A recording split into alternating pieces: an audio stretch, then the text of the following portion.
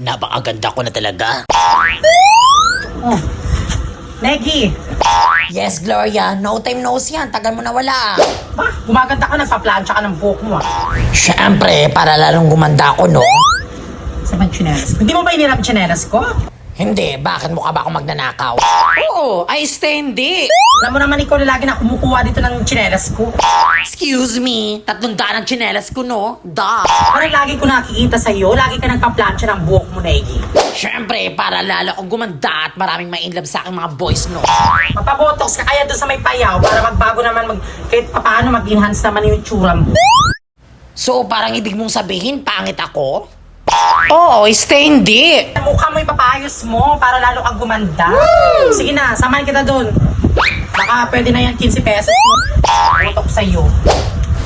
Oo, talaga? Hindi nga. Alam mo, Negi, may kamukha kang sikat na Ano, artista? Siya nga, hindi. Sikat na tourist spot. Ano yun?